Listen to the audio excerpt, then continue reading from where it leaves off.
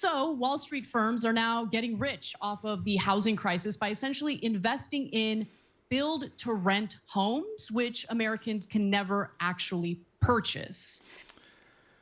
And we are back on the Young Turks today, where Ana Kasparian of the Young Turks has a few choice words to say about the housing crisis in the United States. She seems a bit behind the times because, as we know, huge, massive firms like BlackRock have been buying up residential property, which frankly I think should be illegal.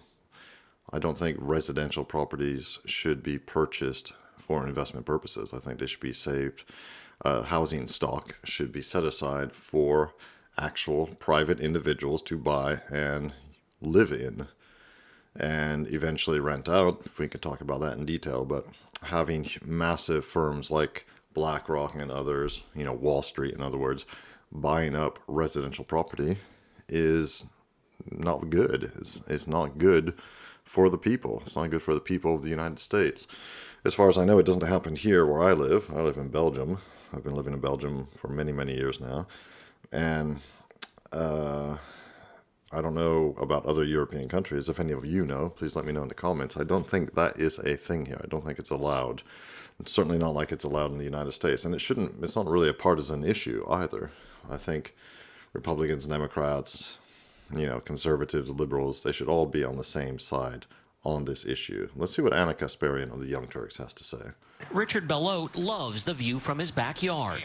Every morning I get up and I go outside with the dogs and I have a cup of coffee. But he doesn't own this brand new house. In fact, it's not for sale. His Montgomery, Texas community is part of a rapidly growing trend in the U.S. housing market.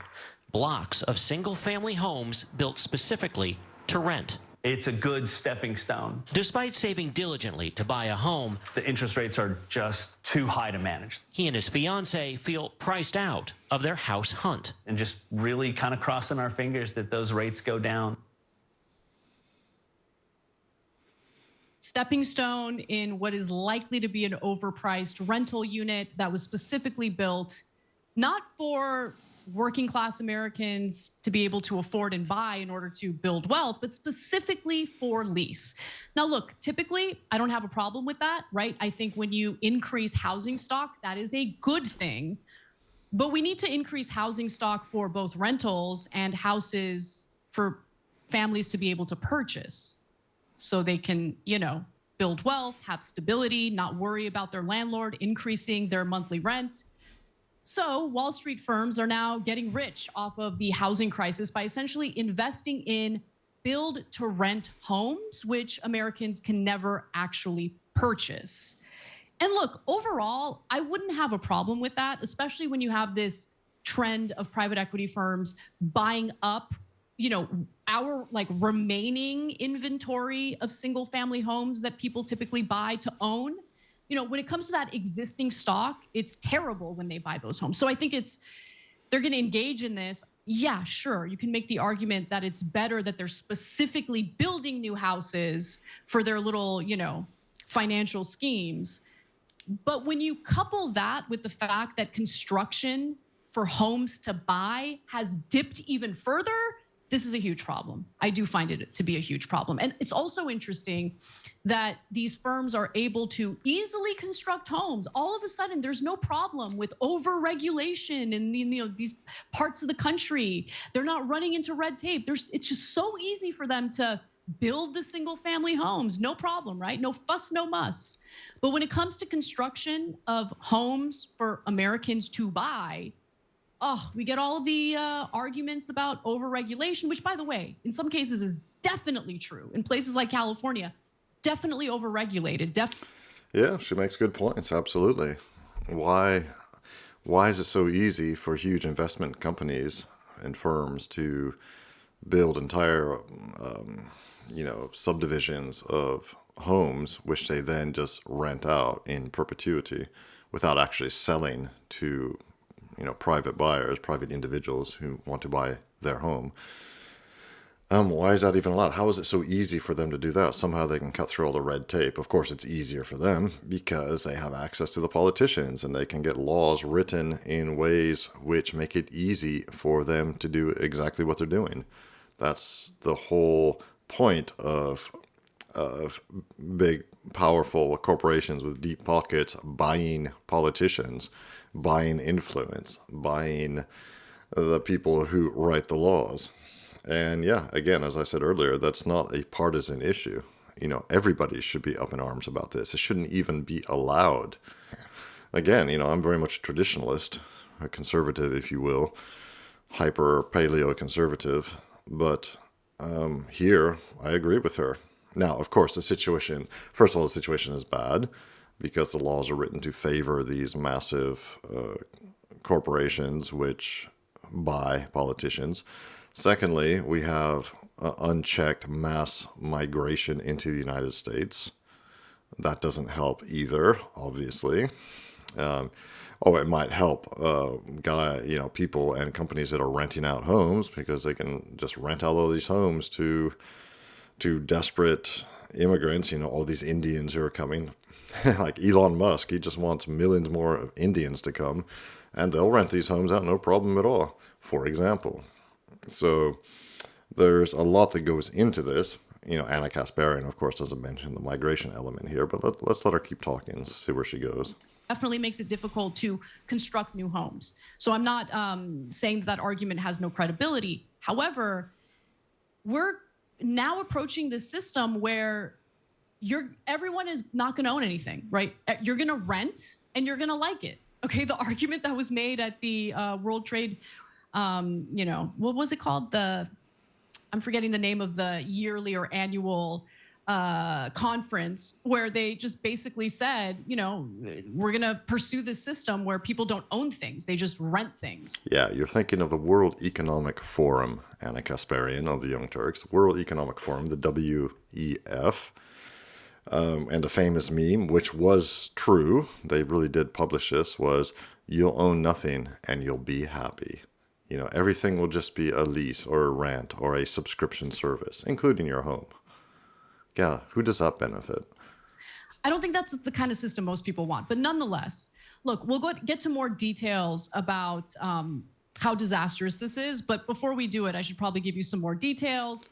Let's revisit how insanely out of reach just buying a home right now is. Take a look. A July poll found 86% of renters say they can't afford a home, and 54% believe it's unlikely they'll ever be able to. CBS News business analyst Jill Schlesinger. House prices have gone up by more than 40% in just 4 years. There are a lot of people out there who really want to be in homes, and they just can't afford to get there.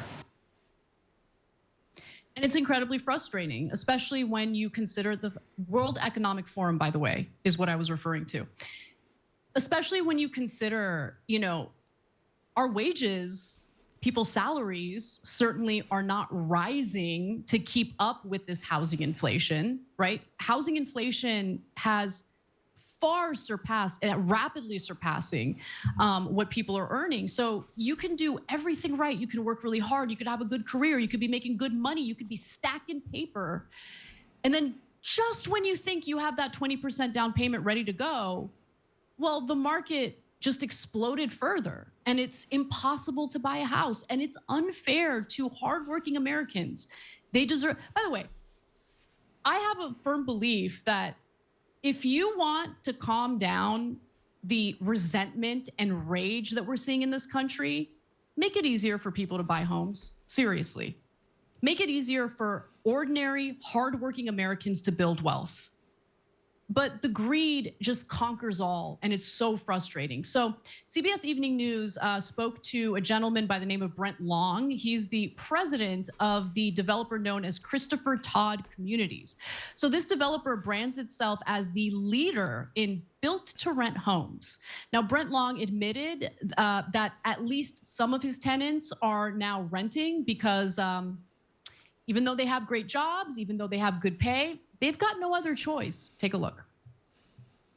We're really in the first couple innings of the BTR business. Brent Long is leading the built-to-rent expansion for Christopher Todd Communities. Wow. He says, okay, enough of that for now. Yeah, again, I agree with Ana Kasparian in principle that this is very this trend is very much against the interests of the American people. Absolutely. It's clearly against the interests of the American people. You should be helping. The people running the United States should be doing everything they can to help the American people get a leg up in life, to get us started, to get going, to get on the housing ladder, to not just rent, but to actually own, and making life easier for the huge corporations and for Wall Street investment companies and for massive firms like BlackRock is not really helping the American people. Now, this is nothing new, of course. This has been going on for decades, this whole thing, but I think it is, I hope at least it is, coming to the fore. It's becoming more clear to more people, and hopefully this will drive some sort of change, because the American people shouldn't put up with this. Absolutely not. They should have leaders who actively work for them and are shown to be working for them and are shown to be dismantling these systems. So, far be it for me to agree with anybody at the Young Turks, including Ana Kasparian, but she's right on this. I don't think she goes nearly far enough, obviously, but I think she's right. Let me know what you think in the comments. And in the meantime, if you like this kind of content, do like and subscribe. It really helps me grow the channel and continue making content for you.